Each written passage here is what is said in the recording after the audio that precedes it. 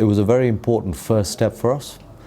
We launched Piaggio three-wheelers in 2002, and it was one of our first major businesses after we restructured the business.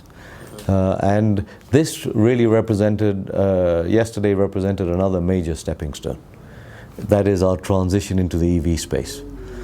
So yes, what we feel with this stepping stone, it's not going to happen overnight, but with this stepping stone, we feel that certainly on the three-wheeler transport, we can, one, transform it from internal combustion engines to electric vehicles. And the second thing we think is going to happen is that people who use, say, pickups and other sort of vehicles which are petrol-driven will shift to the EV space, right, through our three-wheeler. The reality is, it's about range and capacity of the battery and the unit, right? We are providing a range of, on the cargo, 105 kilometers a day, or a battery charge, and 145 on a passenger, right? Now that is enough range, so you're not charging that regularly. That's the key thing, because where's your cost? Your cost is in the charge. Sure. The maintenance costs have really dropped on electric vehicles. You're not maintaining an engine, right? You're maintaining some of the parts around the unit, but you're not maintaining an engine. So when you really look at it, you know, we've estimated that the total cost of ownership will be result in a saving of about 35%, and we firmly believe that with our three-wheeler, the total cost of ownership. It's more expensive to buy, yes, but if you consider the savings over a period of time, you'll save 35% as the total cost of ownership. So that's quite a significant saving. The product is well tested, 60,000 in India, right? That's not a little amount, that's a big test case. You know, we've tidied up all the teething issues. So there's no question that this is now a very economically viable vehicle.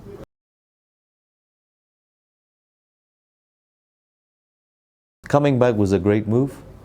And then, you know, after that, the rest is, you know, really, you know, seeing what the opportunities were and trying to, you know, make the most of those. And at that time it was Uganda and Tanzania. And then subsequent to that, you know, we saw the motorcycle business, we saw the tuk-tuk business, we saw some of the other businesses, the Cummins businesses, and the equipment businesses, the finance business. It's a continuous evolution.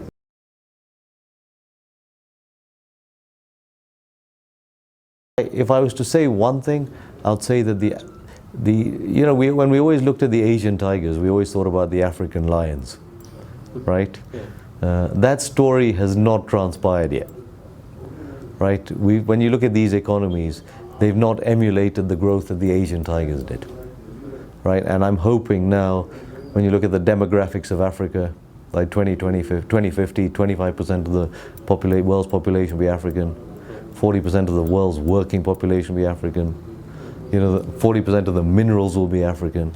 Now that is an opportunity we can't let go of. And ultimately, you know, we need to create African lions, more African lions, in the same way that the Asians created the Asian tigers. So that's my only issue. So when I look at the last 20 years, let's say, the growth we expected across the whole economies have not met the expectation that we had. But otherwise it's a continuous evolution. We have to keep evolving as a business, and you know, we have to keep evolving as people. So I think those are all the right moves for sure. I mean, not really. I mean, the reality is the company was at that time, you know, being regrown. So we were going in at base level again. Right, so we were going in at a level whereby, you know, we had to develop it again. So there was obviously a bit of a risk, but the reality is that, you know, the reality is we had to find these new territories, like the border, the tuk-tuk, and we found them. And we were fortunate enough to find them. And now with the launch of the EV, again, it's new territory. It's back to new territory. So we've got to basically, you know, keep looking for the new territory, and that's something that can never stop.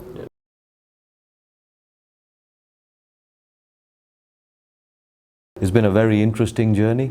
It's been a phenomenal experience, and it's had its ups and downs for sure.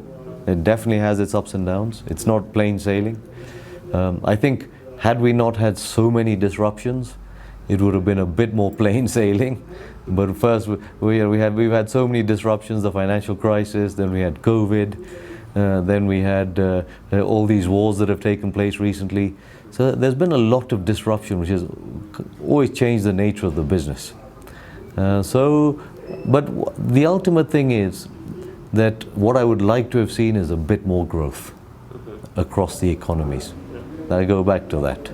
And why do I go back to that? Because, the bigger your economies are, the more resilient your business is. That's the bottom line. When you look at how many billion-dollar businesses we have in Kenya, it's not very many, right? Why? It's very difficult to run a resilient business. A resilient mid-tier business.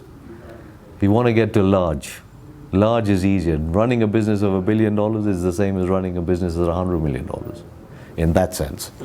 So, you want to have the opportunity to be able to scale up a business, to build the resilience of the business.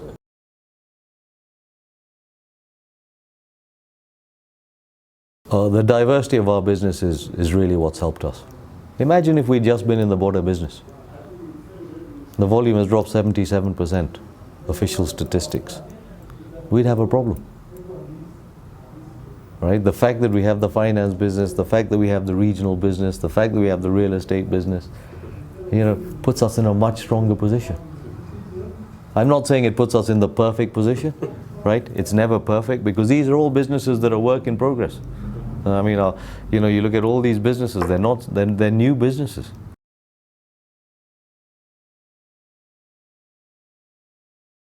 It's just starting.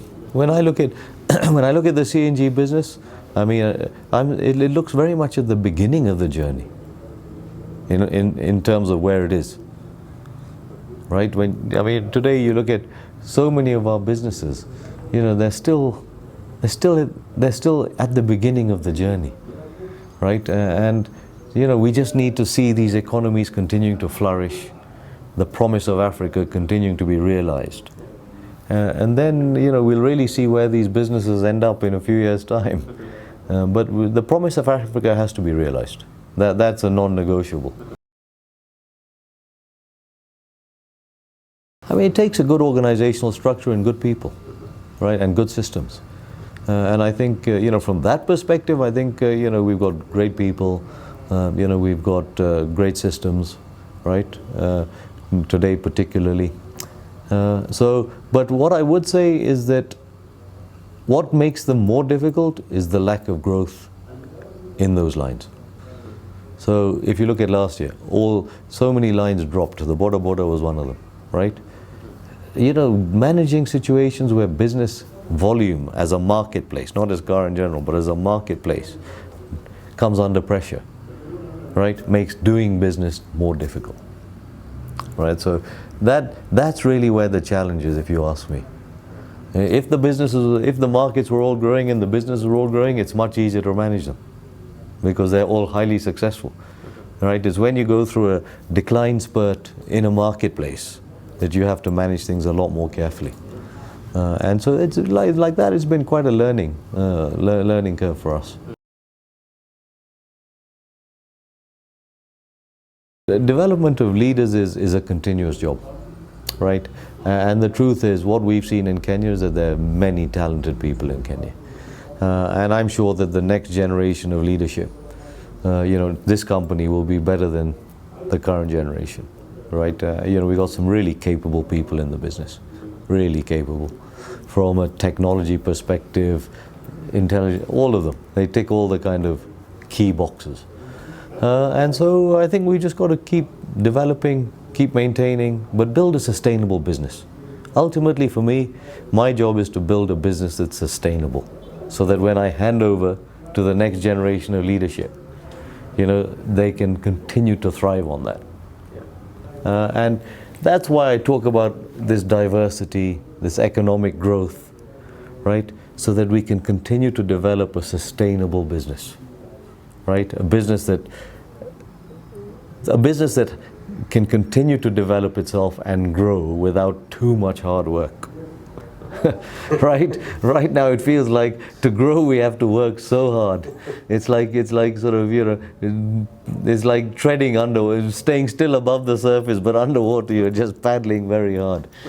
So right now we just want to leave something that someone with talent can continue to manage in a very clean and effective way, and continue to develop in a very effective way. That's my job. Right? That's really the job that every CEO should be aspiring to, leaving a business to succession that is sustainable.